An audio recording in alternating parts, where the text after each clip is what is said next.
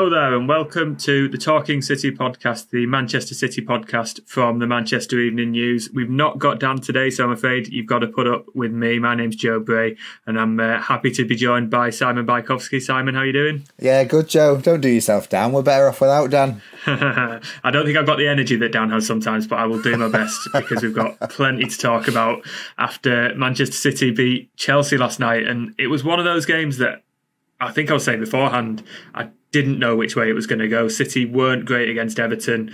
Chelsea obviously weren't great against Nottingham Forest before, but we know that that could have been a difficult game. And for both teams, they really needed the win to keep sort of the season ambitions alive. So it was a pretty tense game and bordering on must win, I think. So the fact that City did go and get 3 points, a lot went on, whether it was the formation, the team selection, the substitutions. Simon, what did you think about the game? Yeah, it's always interesting when Guardiola gets it so obviously wrong because he so rarely does it. And kind of as much as, you know, you can point to his genius in turning it round, perhaps, arguably, if you start that team or you start that formation, you don't have to make such drastic changes at half-time and on the hour mark, which we basically never see Guardiola do. So it was one of those games where it's a huge 3 points. It's a big result. The performance still wasn't there, really. I think if anyone who had concerns after the Everton game will still have concerns after this game, but there are a few kind of interesting points around Grealish and Mahrez and Lewis and Walker and Cancelo and those kind of things that kind of will tumble into the weekend and beyond, I think. Yeah, absolutely. So let's go through what sort of happened at Stamford Bridge. We got the team news. It was probably what City fans have been calling for quite a while. Phil Foden started his second start in, was it 7 games? He's only started one of the last 6. We had João Cancelo and Kyle Walker back. It looked like a pretty standard 4-3-3, if you like, with all of the sort of intricacies that come within that formation for Guardiola. It looked like Cancelo on the left, Walker on the right. It was Bernardo Silva in the midfield as well as Ilkay Gundogan, which often we see in the bigger games. We thought we knew what was going to happen, and then they walked out and lined up for kick-off, and suddenly João Cancelo's on the right wing, and there's sort of a back 3 morphing into a back 4, and Rodri's dropping back, and Bernardo's in the sort of defensive midfield role, and it was quite noticeable how different a formation it was.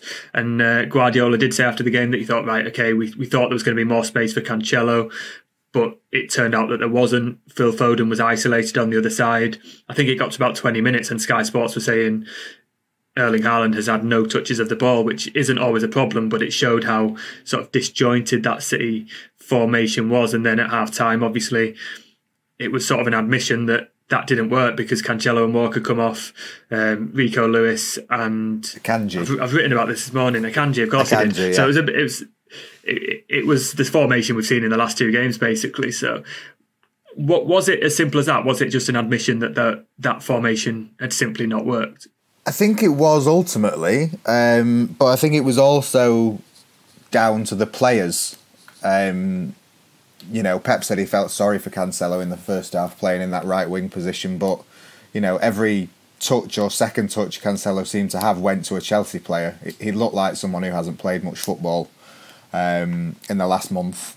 But then, yeah, you can't get away from the formation. Having sort of Rodri as a defensive midfielder who drops back into centre-back and Bernardo as a sort of roaming midfielder who drops back into defensive midfield basically meant that you had 2 players who were sort of running backwards away from the ball whenever City lost it, whenever Chelsea had it, which just meant Chelsea could cut through the middle whenever they wanted. And City's kind of front foot pressing game didn't work. And, you know, Haaland didn't have many touches. I think it was about the 43rd, 44th minute when Phil Foden overtook Ederson for touches. So it was like City didn't have the supply line, they didn't have the middle, and they didn't have any way of getting to Haaland. They had one kind of half chance when Gundogan played it through and Haaland could have scored.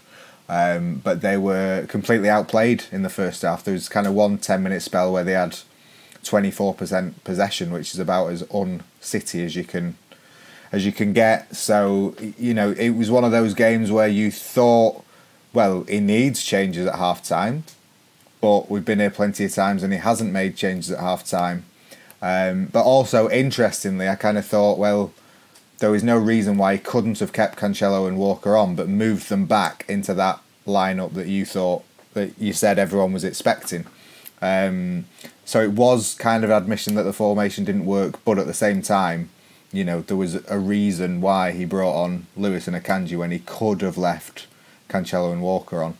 And he did say after the game, didn't he, that he has had players that have come back from the World Cup who aren't in shape, and he's been hinting at that for the last 2 or 3 weeks when everyone's been asking why are Walker and Cancelo and Foden not playing. He's suggested that there are players in training who haven't been as sharp, and he's mentioned body language a few times. And I think in that respect, he was probably a little bit justified by saying, look, these are the players you want, and clearly they're not up to scratch as much as some of the other players are. And yeah, I think he did say that after the game when speaking about Walker in particular. He said it's good that he got 45 minutes under his belt, which normally you would expect him to play 90 without too much trouble. So maybe he has come back from the World Cup with a few problems. He did play quite a lot for England, didn't he? Cancelo didn't play as much for Portugal, but I don't know, maybe the fact that he lost his place has weighed on his mind a little bit. But no, I think I agree with you. He could have changed it and moved Cancelo back, and that formation was crying out. But the fact that he did bring Rico Lewis on, and then he credited Rico Lewis so much with changing the game, it shows that he is willing to reward those players who are playing well at the moment. And Lewis is playing with so much confidence, and he's in such a small space of time, he's perfected that role of switching between right back and defensive midfield. I think I tweeted in the first half that it was crying out for Grealish and Mahrez to slow the game down, as Guardiola's been saying so much. But I realised after I'd pressed send that probably it's Rico Lewis that they needed, just the way that he'd been playing recently and linking those sort of defensive and midfield positions. And I agree with Guardiola. He did change the game. So I think that all the changes made sense, didn't they? They all made a difference.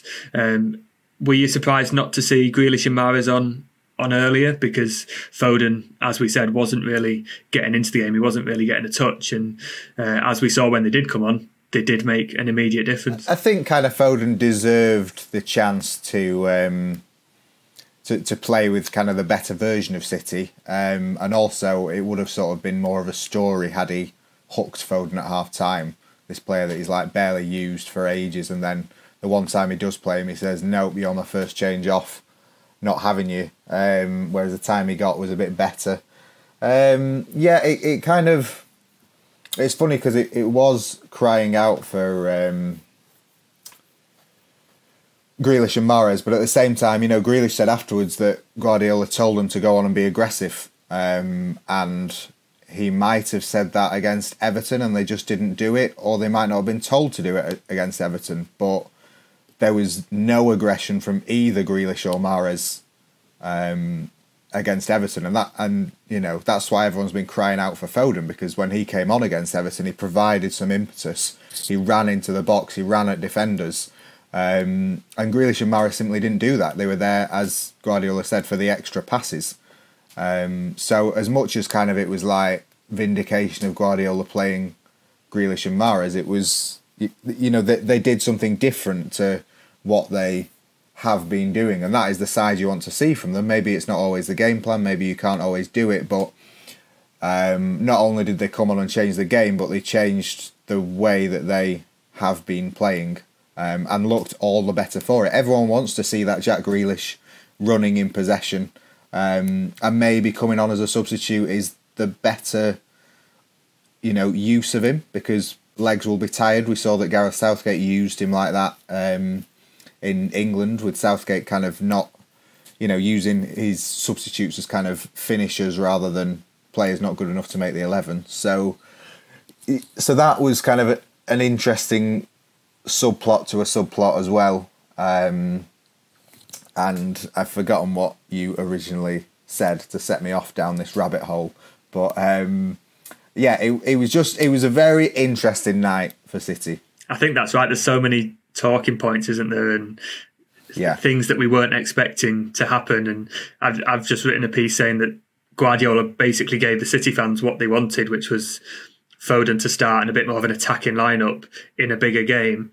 And then the players that have won it are the players that Guardiola's been saying, we need the control, we need the slower players, we need to keep the ball a bit more. And I think John Stones said that at half-time the message was, we're losing the ball too much, we need to just calm down and play it more, and that seems to be the message as well. I'm not saying Guardiola did listen to the fans. I know he joked that he was following what fans on Twitter were saying, and I had a lot of fans in the mentions saying, "Oh, he's reading our tweets. This is great." But I think that the fact that the team that won the game was the sort of more conservative team that he's been playing, and insisting that possession is more important at this stage of the season and controlling games, whether it's the players that he's got available, whether it's fitness and all of that rolls into one. But I would say that Guardiola's sort of position, and he's been justified everything he's been saying in the last 2 or 3 weeks against Leeds, against Everton. And I wouldn't be surprised to see Grealish and Mahrez starting the next game against Man United in the league, because that sort of seems how Guardiola wants to go for the next few weeks now, is sort of control the ball rather than go all out attack. And I'm sure we'll talk about this in the next week or two in the build up to that, but just compare that to how City beat United at the Etihad. It could be a completely different approach and lineup and dynamic to the whole table that we saw, that we might see at Old Trafford, which is interesting. Of course, City have 2 cup games coming up, which could give the likes of Phil Foden and even Walker and Cancelo the chance to sort of play their way back into fitness, which is interesting as well. And we'll get onto that. Another player that we can talk about these attackers for forever and ever, because there's so many unanswered questions from the Chelsea game. But I think one thing that we know for sure is that John Stones is playing very, very well at the moment. He had another fantastic game at Chelsea. He made a brilliant block to deny Christian Pulisic. There was a really interesting interview with Stones and Kyle Walker on Sky Sports, where Walker said if Stones gets his head right, which it is at the moment, he's the best central defender in the world. And I think if you look at how he played at the World Cup, how he's been playing for City, he's got to be up there at the moment. On form, there are few centre-backs playing better than Stones at the moment. No, he's been really good. He's been, he had this sort of big year where he came back and roared back into the team. But he's been solid ever since. He's been really good, and he was, outstanding. There were the 2 moments in the first half. One when he made that tackle on Pulisic, and then the second where he was just calm as anything after the shot came back off the post. But I think he's embraced his role as a senior player. I spoke to him earlier this season and asked him, if he was happy with that, and it kind of took him by surprise a bit, because he didn't really think of himself as that. But there's no getting away from he is, and he was probably England's best player at the World Cup. So he has been, a terrific asset for City since he came back, I think the last 2 seasons basically, and this year especially both him and Nathan Ake have been terrific at centre back, and that means they've kind of not missed Laporte and Diaz being out. Ake's had a few injury issues as well. I mean, that's the biggest thing with Stones. For a long time Guardiola said, I can't rely on him every 3 days. He can't play, his body can't play games every 3 days, or he's not sort of got the nous to keep that standard every 3 days, and now he just looks like the perfect Pep defender, really. Yeah, I think the whole sort of evolution of that back line has been really, really interesting this season. Laporte was injured for the sort of start of the season. Now we've got Ruben Diaz injured, and if you'd said that a year ago, that those 2 players would miss a large portion of the season, you would suggest that City would have a lot of problems in defence. And yes, there have been occasions where they've not been switched on, and they've probably been conceding more goals than they would like. But I think in Stones, as we've just said, who's playing fantastically. Manuel Akanji has been a brilliant buy, and he's sort of justified Pep saying we need that extra defender to give us more options. And I think Nathan Ake has gone under the radar massively. He started the last 4 games now, and yes, he's played at left back for quite a lot of it, but he's been able to sort of move into the centre. He used to be the other defender that would come in for the cups. He's now starting a lot of the big games and playing really well, and I can't remember a bad game that Nathan Ake's had this season. So the fact that we're sort of praising these City defenders and they've got Ruben Dias and Laporte out and it's barely even mentioned, I think those other 3 players deserve a lot of credit. And I think Guardiola said something yesterday that Stones can play in a 3 now, and he's been so reluctant, hasn't he, to use a back 3, and especially since the World Cup, that's how City have been playing, with Rico Lewis pushing into midfield. And the fact that Nathan Ake plays there for the Netherlands and he can morph into it as well, I think it gives City a sort of a new option. And the back 3 used to strike fear into fans, didn't it? But they've got so much versatility and options in that defence. It's a real asset for them. I know you've been writing about Manuel Akanji as well. Do you think City have sort of a new formation and those players have allowed that to sort of evolve City's tactics? Yeah, I was talking with someone about this last night, and it feels like City play a back 3 a lot more than they used to. And it's not like set out as a back 3, but it's just like you say, the defenders they've got are so versatile.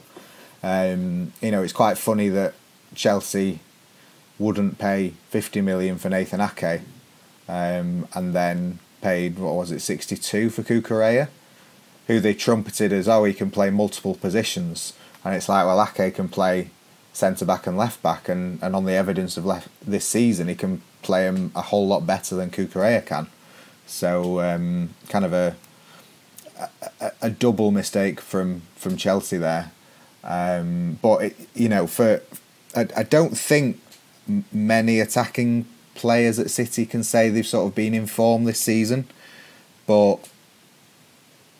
Stones, Ake and Akanji really have, and that's not to say that they've kept loads of clean sheets or anything, but they've just been at a really good level, and that's meant that Guardiola can have that solid platform and he can push whichever fullback he wants forward into defensive midfield with Rodri, or push Cancelo further up the pitch, kind of outnumber the defence, because though even last season Stones played at right back a bit and he was iffy, but they've all found a system that really suits them, and it does keep City on the whole kind of pretty solid, and also kind of the perfect Guardiola ideal of building from the back. Yeah, I think to support the attack, it's a defensive situation that really works, and the fact that you've got players who maybe don't have the sort of forward passing ability of, say, Aymeric Laporte, but you've got players who can move the ball forward quickly, and when you've got, whether it's Cancelo or Walker or Rico Lewis, who can then move with the ball into that sort of midfield area. You've got Rodri who can drop back, and he seems to be doing that more and more. I know it didn't work at Chelsea, but he played centre-back at the World Cup for Spain. He's capable of doing that sort of dual role. And it's been noticeable that the back 3 isn't a plan B anymore. It is a plan A, and sort of central to how City have been playing recently. I do think, especially against Liverpool in that Carabao Cup game, there were areas to exploit for attacking teams, and we saw against Everton that one sort of mistake from Rodri, and there was loads of space for Demarai Gray to run forward and exploit. So I think it does leave them a little bit open maybe on the break if there's a few. If the spaces between the centre-backs are a bit more exaggerated and a quick player can get in there. But on the whole, I think the fact that City have that sort of fluidity and that system it's got to be an advantage. And I'll say it again, the fact that they're not missing Dias and Laporte is a credit to those players who were there. And I mean, you're talking about Nathan Ake there, the fact that he's been playing left-back and no one's been saying, we need Cancelo there. Again, only strengthens his position because he's been playing so well. And I think you're absolutely right that those 3 players have probably been City's best players on a whole this season. You've obviously got to talk about Erling Haaland and his goals, and Kevin De Bruyne's been brilliant. But I think in terms of consistency in every single game, they're sort of 7 out of 10 players, and that's what you need to win titles. And know that they deserve a lot of credit, because those three are players that you would normally expect to be on the bench for big games, and now it's Laporte and Diaz who are sort of having to fight for the places, which we never thought would happen. Right, I've got a question for you, and it's, can you say anything new, anything else about Rico Lewis? Because he was brilliant when he came on. He changed City's game. Guardiola said he made everyone else better. Have we run out of things to say already? It's kind of strange with Lewis, because normally when a youngster comes through, they kind of come through as this bright flash, and we speak about them, and then they kind of go back into the pack almost. Lewis has been, a standout player for what, 4 games? 3 games. 3 games out of 4, and it's not like he played badly against Everton either. Just remarkable maturity and confidence from him, and just knowing exactly what to do. And it's kind of always interesting watching how they are with senior players and how senior players react to them, and kind of, De Bruyne's the ultimate test, because he's not afraid to have a go at anyone, and the willingness of De Bruyne to give him the ball sort of at any opportunity is kind of, one of the biggest compliments you can have, because he's certainly not done it with every player that's come through, whether they've come through the academy or come from another club as a big signing. You have to earn that respect in the team and the squad, that they've got faith that you're not going to stuff up if they give you the ball. And De Bruyne and others have no hesitation whatsoever in giving it to Lewis. Huge, a big deal to start him at Leeds, a bigger deal to start him against Everton, and an even bigger deal for Guardiola to bring him on at half time, because City really were in disarray. So to say, they needed something, and Pep turned to Lewis, and then his comments afterwards about making all the players around him better are it's the mark of a truly great player. So Lewis has a lot to do to get there, but he looks like a truly great prospect, and his impact on the team has been probably unprecedented. If you think about how long it took Foden to become trusted in the team, you're talking almost like 2 years training with the first team, and Lewis has done more in 6 months. Yeah, absolutely. I've said it before, but I'm waiting for him to have a bad game, and he just doesn't do it. And you normally get Guardiola trying to take the pressure off these players and sort of easing them in, and then maybe encouraging them to play under 23s games if they can. But it doesn't seem like that with Lewis. He's more than happy to say he's going to be a City player for the next decade, or say what he said last night, which was, yes, he made everyone better and he changed the game, and he's awarded him man of the match things. Guardiola isn't trying to temper those expectations. He's leaning into them, really, and it seems that Lewis is a player that he can do that with, which is remarkable for someone who's just turned 18, and the pressure on him must be quite a lot, because now sort of a lot of journalists and a lot of features on Sky Sports are starting to talk about him as this sort of next big thing, and that's normally where clubs will try and just take the pressure off and take them out of the limelight. But as you say, the fact that Guardiola is treating him as a key player and a really important player to sort of City's post-World Cup formation and squad is, I don't think, as you say, we've not really seen it before, have we? And it looked last night that he was above Walker and Cancelo in the pecking order. He was dropped to bring them in, and then as soon as it went wrong, he came in, and both of them went off. I don't want to say he is first choice, but it seems like if Guardiola was picking his strongest team, then is Rico Lewis in that?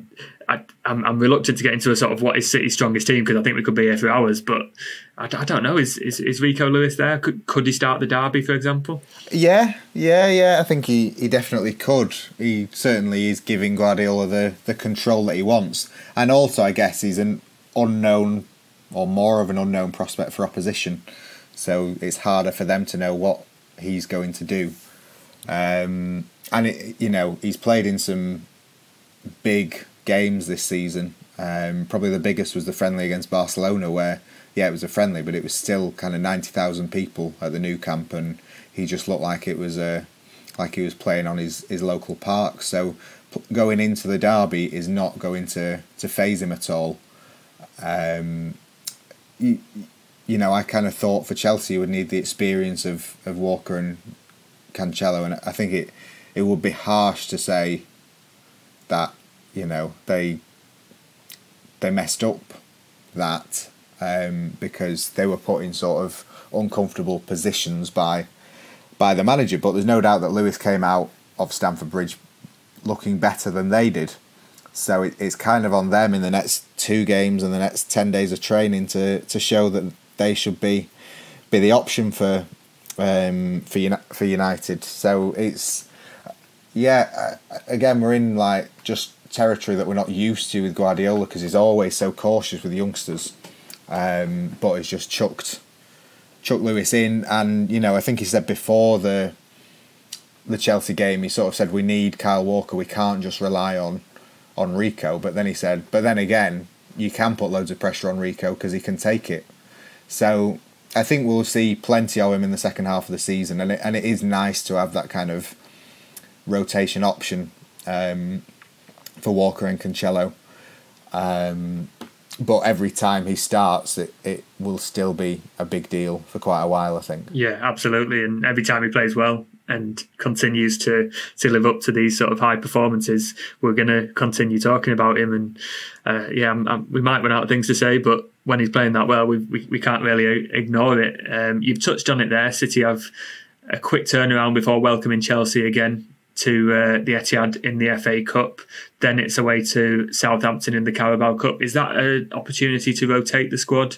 Or, I mean, I know City have been talking a lot. I've lost count of the players who are saying we need to put a run together and keep some momentum together.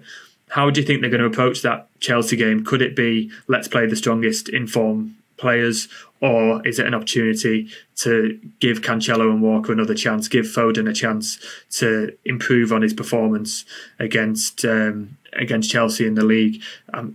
We've also not mentioned that City had a World Cup winner on the bench that they didn't call upon at Stamford Bridge. You would expect him to play against Chelsea. How do you think the lineup is going to look in the FA Cup? Yeah, I think in the FA Cup and Southampton, you would kind of expect to see plenty of Cancelo, Walker, Foden, Alvarez, Phillips.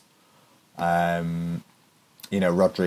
looked knackered at the end of the game at Stamford Bridge, and I know his recovery is good, but you would think that a rest for him might be nice at some point. And then Haaland, similar, he will want to play every game to make sure that he's getting all the goals he can, but he's still had these issues with the injury that he picked up at Dortmund in October. So you wouldn't be surprised to see Alvarez play instead of him and play with him.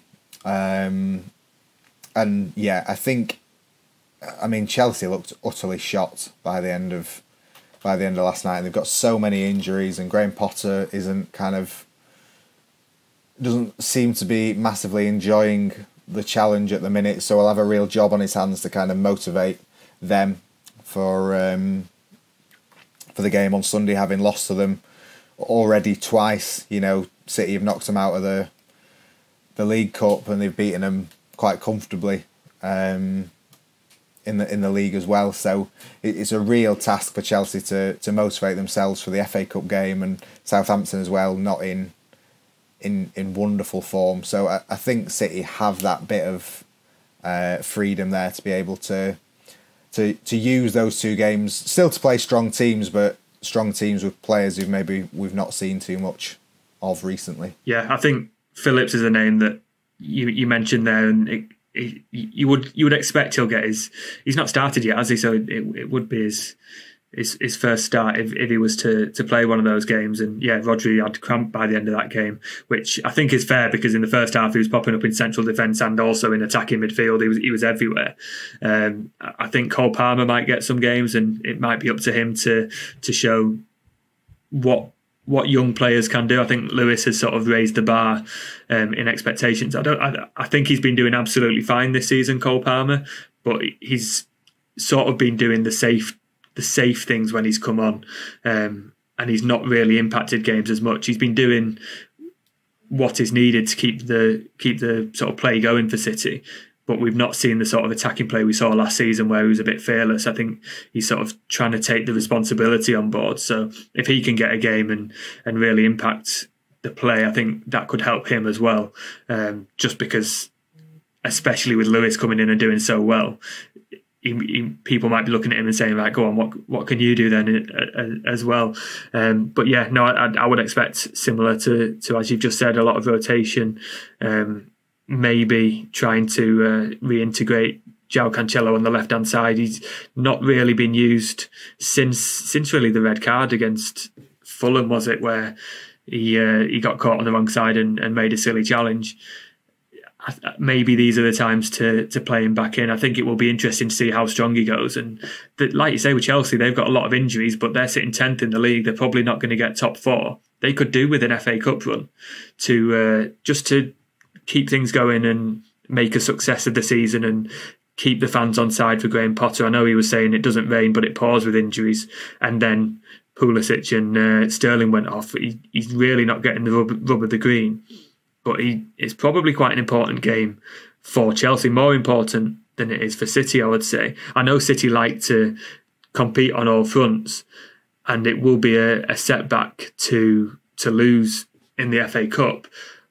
But in the grand scheme of things, could it possibly be a benefit if they were to go out fighting, if they were to just have a few more games to free up? I know Guardiola would never admit that, but another competition to fight for could, I don't know, maybe add to the fixture list.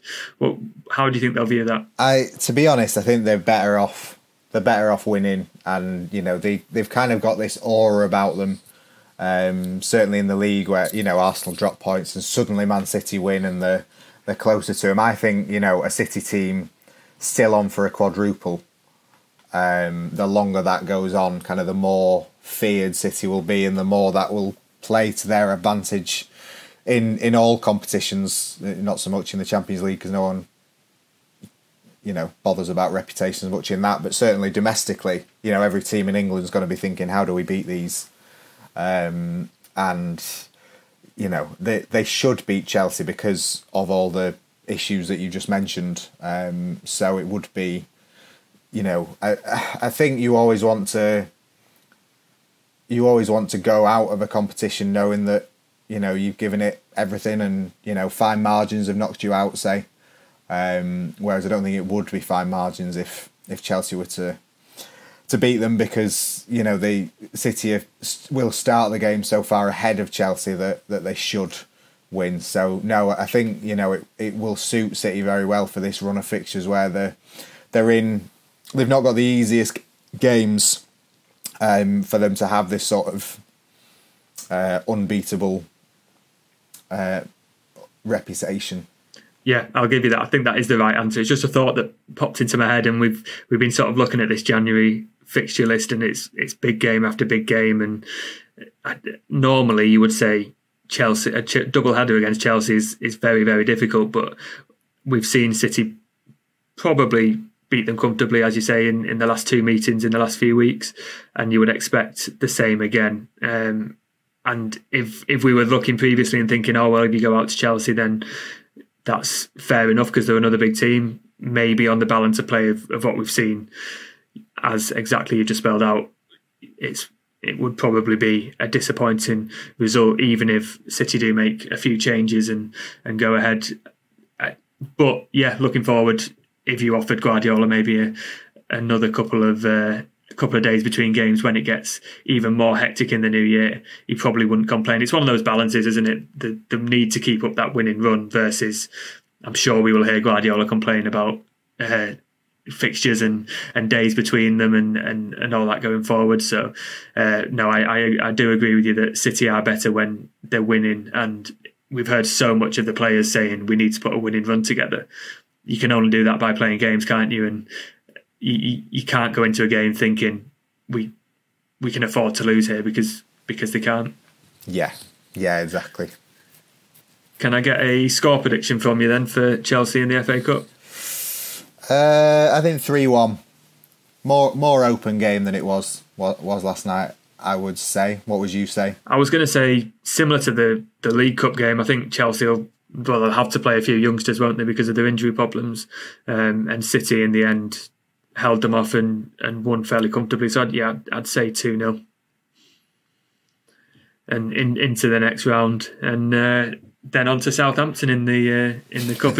As we say, if they can get 2 wins from that, continuing those cups, it might mean more fixtures, but it will have them on a decent little run of form after the World Cup. People forget that Everton result, and I'd imagine that is the aim among the City squad. So we will bring you everything you need to know from that Chelsea game. We'll be at the Etihad on Sunday, and we'll have all the build-up, everything Guardiola's got to say before and after it, over on the Manchester Evening News. Click the Man City tab at the top and it'll be all there. You can follow us on Facebook at Manchester Evening News /Manchester City. On Twitter, we are Man City MEN, and you can also find us on our new YouTube channel, which is at Man City_MEN. So follow us there for all the latest videos, podcasts, everything you can get from YouTube. So we'll be back next week probably. City will hope that they are in the next round of the FA Cup, and looking forward to potentially a Carabao Cup semi-final. So that's all from myself, Joe Bray, and Siman Bajkowski. See you next week.